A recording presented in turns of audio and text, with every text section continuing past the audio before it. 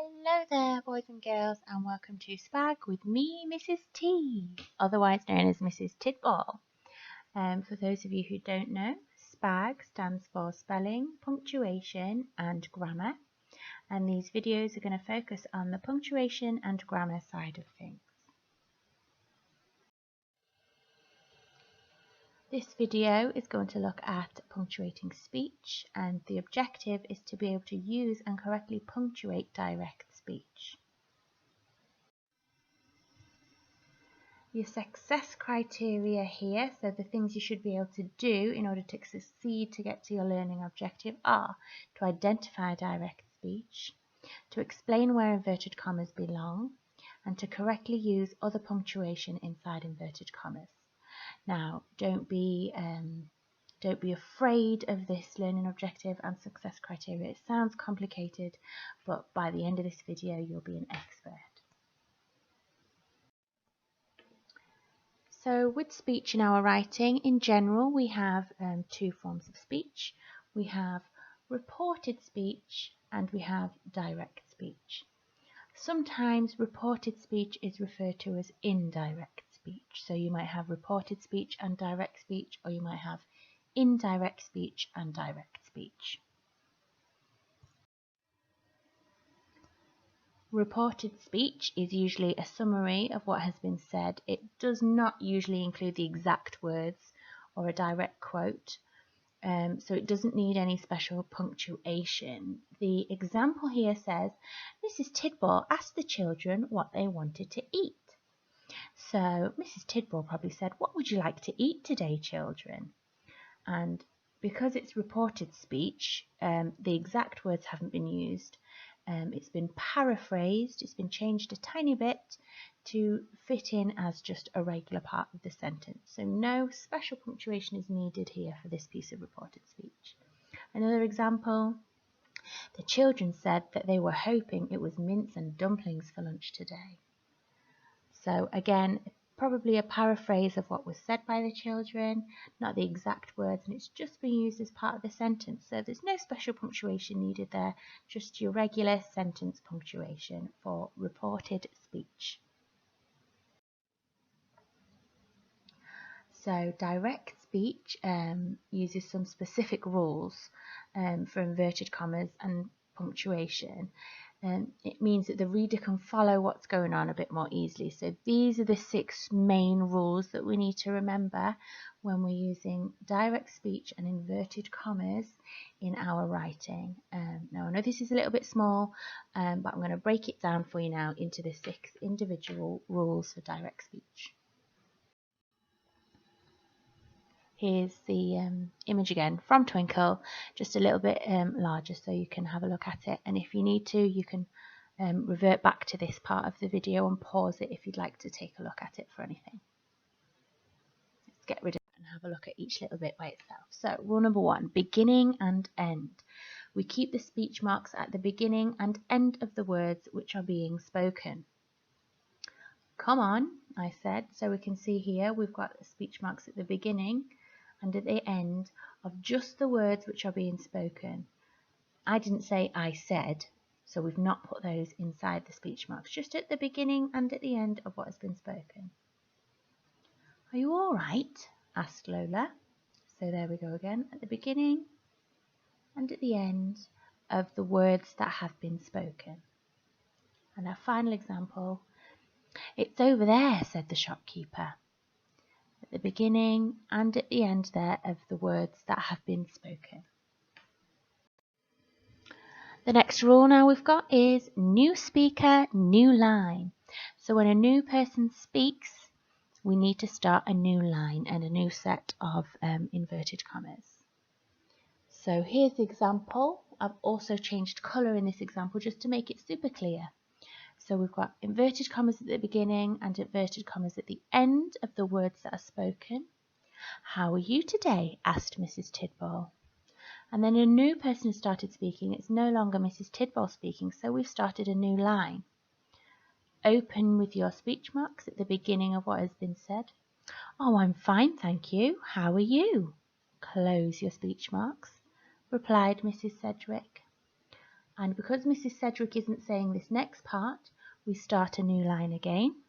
I'm fabulous, said Mrs. Tidball in response. Okay, so we've got Mrs. Tidball, Mrs. Cedric, Mrs. Tidball, and started a new line with each new speaker. Capital letters, important in a regular sentence and also important when we are beginning our direct speech. So you need to begin each part of direct speech when it's a new speaker with a capital letter. What a brilliant day, she proclaimed. This one will do, he decided. So we can see there in green capital letters for the first word that is inside of the inverted commas there. Punctuation. This is where it can sometimes get a bit tricky, but once you've got the hang of it, it just becomes automatic. So we need to make sure that speech includes punctuation. You need a piece of punctuation before closing your inverted commas. So here we can see, at times this house can feel a little chilly, and I've used a comma before my closing speech marks, I said. So at times this house can feel a little chilly, I said. It's not the end of our sentence, so there's a comma there before the closing inverted commas. Are you being serious? Asked Tommy. So he's asking a question there, so it's very important we include a question mark at the end of a question, but it must be inside of our inverted commas here. So we have our punctuation inside the closing inverted commas. So here we go. Punctuation inside inverted commas. All commas, full stops, question marks and exclamation marks must also be enclosed by inverted commas. So that's just reiterating what I just said about the punctuation inside. So here's an example from Twinkle. It's using the Three Billy Goats Gruff story as an example. So, that grass looks delicious. Here's our comma, said the smallest Billy Goat Gruff. Hey, goat, shouted the troll, you are not allowed to cross my bridge. How can we get to the other side? Asked the biggest goat Gruff. It does not appear like this. The punctuation should not appear outside of our inverted commas. So this is an incorrect example here. Commas are another important tool to help the reader separate direct speech from the rest of the text, from the bits that aren't being spoken. So, where direct speech precedes a verb, precedes, that's an interesting word, isn't it? That just means comes before. So, where direct speech comes before a verb and does not end in a question mark or exclamation mark, a comma must be used. So if we're not asking a question or using an exclamation, it's an exciting thing that's being said, then we use a comma, okay? So here's some examples, again from the Billy Goats Gruff from our Twinkle example. We need to get to the other side, moaned the goats. Those goats are always disturbing my sleep, muttered the troll. So we can see here the verbs, the doing words, the verbs have been highlighted in a different colour to show that we need to have that comma inside the inverted commas for our speech. Where the direct speech comes before a verb, ends in a question mark or exclamation mark, however, this punctuation replaces the comma. So we don't use a question mark or an exclamation mark as well as a comma, essentially is what it's saying. If we've used a different piece of punctuation like we have here, then that's correct. We don't also need a comma, okay? So a question mark with a comma would be incorrect. We just need one bit of punctuation mark with our inverted comma after it. Where the direct speech follows a verb, a comma must be used after the verb to indicate that direct speech is about to begin. In this context, the direct speech must always begin with a capital letter. The smallest Billy Goat Gruff said, comma, and then your inverted commas, your speech marks, I'll go first. The troll shouted, comma, opening speech marks, who goes there? question mark, so we don't need any other punctuation, and closing comma. There's also no verb after it, so we wouldn't need a comma there anyway. The biggest billy goat Gruff shouted, comma, opening speech marks. Oh no, you won't! Exclamation mark, so we don't need any other punctuation there other than to close our inverted commas, our speech marks. In addition, where the direct speech follows the verb, where it goes after the doing word, a full stop, exclamation mark or question mark must be used inside the inverted commas to signal the end of the speech. The smallest billy goat Gruff said, I'll go first, full stop. The troll shouted, who goes there?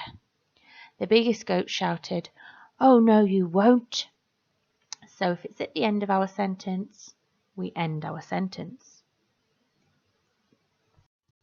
The next rule then, the different names. So you may have heard me referring to our inverted commas as something else. I have mentioned the word speech marks, but you can also use quotation marks. Quotation marks, we tend to use that term if we're referring to something somebody has said and we're using their direct words to support something.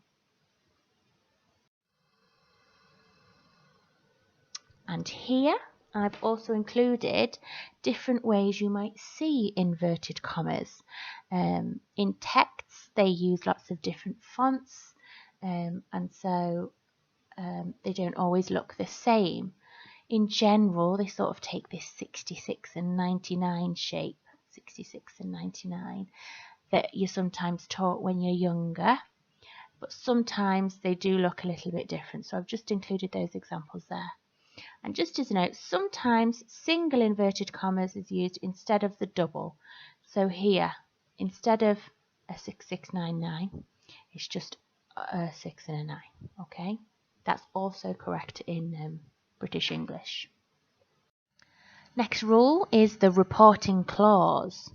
So with speech you need to have a reporting clause because it tells us who is speaking and also how they are speaking. Come down from there, bellowed Dad. So the reporting clause there is bellowed Dad. It tells us how it's spoken and who says it. Do you think he's gone now? Whispered Stevie. He whispered it, and it is Stevie who said it. I promise I'll never do it again, pleaded Jim. Okay, so it's Jim who said it and he pleaded. A reporting clause can come before the direct speech. So here is my reporting clause. It has come at the start before the direct speech. Mrs. Tidball exclaimed, "Wow, this work is fantastic!" A reporting clause can also come after the direct speech, which we've seen a few examples of. "Wow, this work is fantastic!" exclaimed Mrs. Tidball. So here is the reporting clause. There's a little mistake there because I don't think that should be a capital letter. Silly Mrs. Tidball. A reporting clause can also split the direct speech into two parts. So you could start with, "Wow!" exclaimed Mrs. Tidball. "This work is fantastic." Now, because we've sort of interrupted the sentence with our reporting clause, the next part of the sentence doesn't need to begin with a capital letter.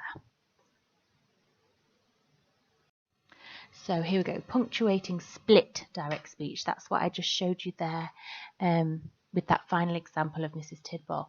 If the direct speech is broken up by information about who is speaking, we need a comma or a question mark or an exclamation mark. So in that previous example where Mrs. Tidball said, "Wow," we could have used an exclamation mark.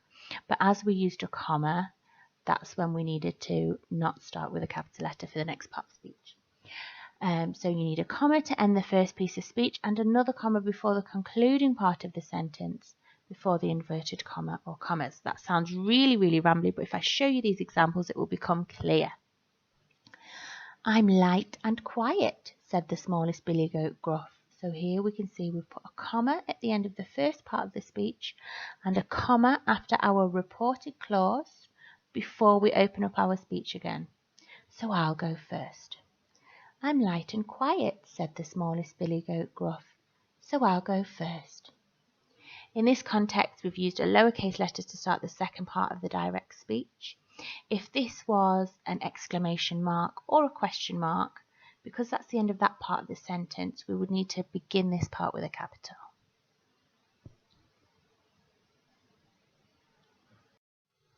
So here we go, a direct speech quick quiz. Let's see if you are an expert who was listening.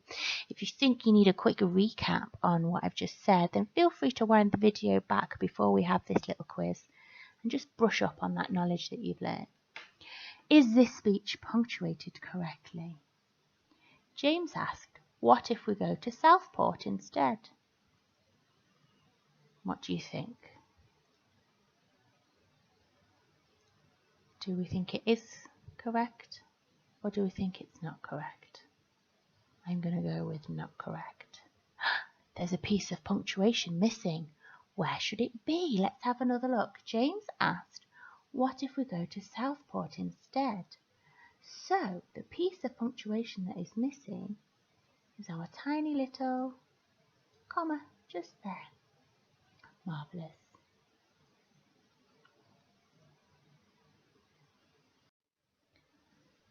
Let's have a look. Is this speech punctuated correctly? Please will you peg the washing line out, requested Lynn. Is it correct? Is it not correct? Yes or no? I'm going to go with yes. How did you know that it was correct? Let's take a look, shall we? We've got opening speech marks and we've begun with a capital letter. We've got punctuation on the inside of our closing inverted commas. And we've got our reported clause there and we've ended with punctuation at the end. So well done, that was correctly punctuated. Is this speech punctuated correctly? Jessie replied, of course you can. Oh, well, I've spotted a couple of mistakes here, have you? Let's have a look. Let's click on. No, it's not. 2 pieces of punctuation are missing. Where should they be? So similarly to that first example, we need our comma. Of course you can. There's a full stop there, but we haven't got any closing speech marks. So let's put a couple of closing speech marks there. You'll have to excuse my wibbly wobbly. I'm not used to writing with a mouse. Let's go for the next one. Is this punctuated correctly? I've never been to London, but I'd like to go, stated Samuel. Yes or no? Is it punctuated correctly? Have a think about those rules. Beginning and end, we've got capital letter. Uh-oh, it's not punctuated correctly. Which sneaky piece of punctuation is missing from this direct speech? We'd need something here to end it, wouldn't we? And I think the most appropriate piece of punctuation would be just a little comma there.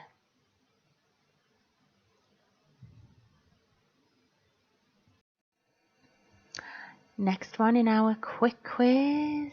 Where have you left your bag? Asked Mum angrily.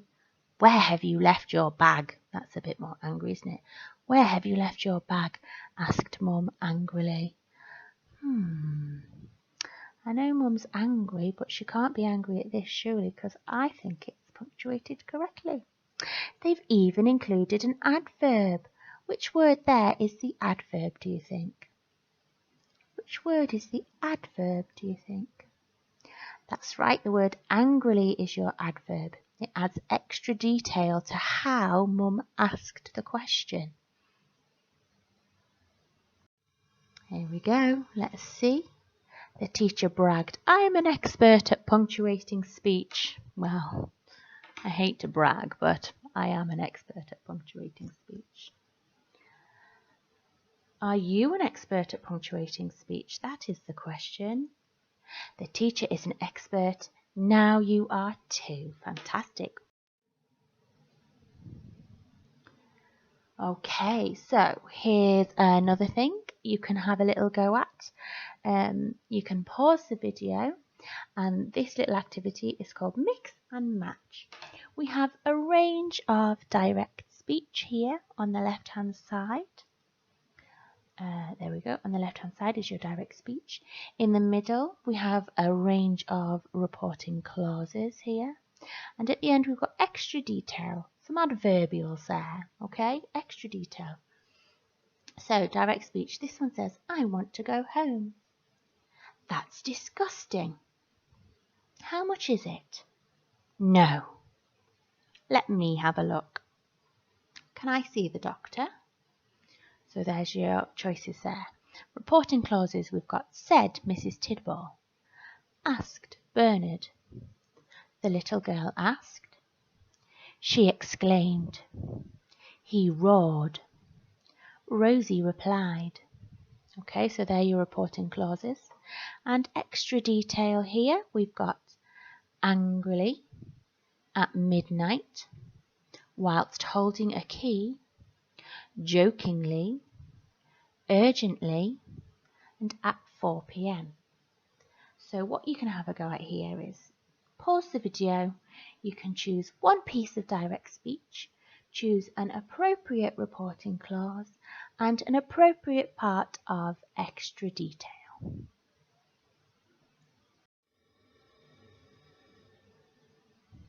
So here's some examples that I came up with using the mix and match.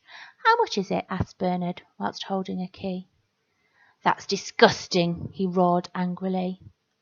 Let me have a look, Rosie replied urgently. There were numerous ways you could have done that. There were just 3 examples. Were any of yours the same as mine, perhaps? Maybe just slightly different. So here, another lovely resource from Twinkle. We've got words that we can use to replace said. You might have heard some of us teachers use the phrase, said is dead. Because when you use said a lot in your writing, it can become very boring to read. So there's all sorts of alternatives you can use here. Some of them have been used already. We've definitely used the word, where is it? We've used the word asked. We've used the word, did we use it? Oh, roared, we used that one. I'm sure we had moaned somewhere earlier in the video. One note I want to make here is, if you're not sure what some of these words mean, don't use them in your sentences, or at least don't use them until you've checked the meaning, and you can use them appropriately then. So either ask a grown-up to help you with the meaning, or you could use a dictionary to check the meaning, or Google is your friend as well to check the meaning of these words, because some of them are quite tricky. We've got elaborated, and somebody asked me the other day, where's it gone? I can't remember what stammered meant. That's another tricky word. So if there's any of them that you're not sure what they mean, don't use them until you've checked the meaning of them.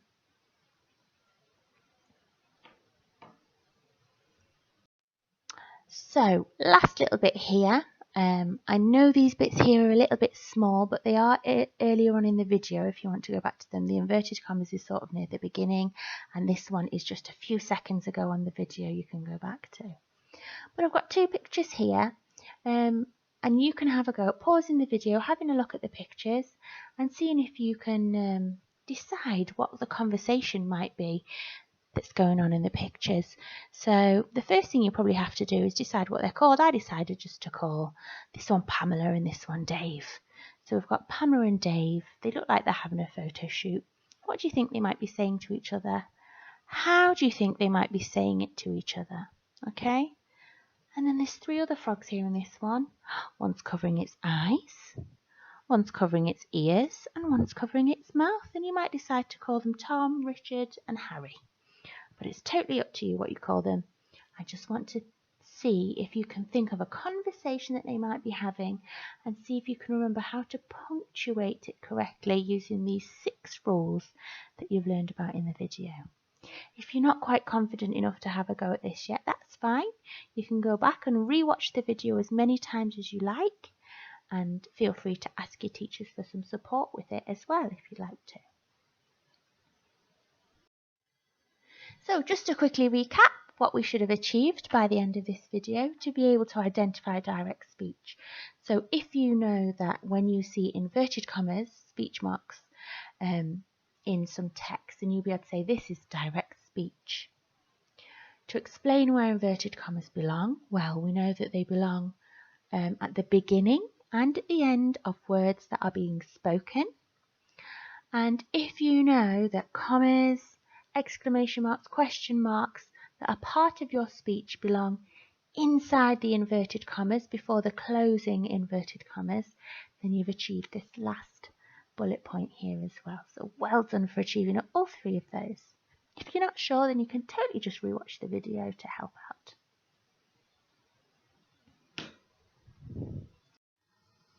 Finally then, I just wanted to say a big thank you for watching this video, and well done for giving the activities a go if you've done that.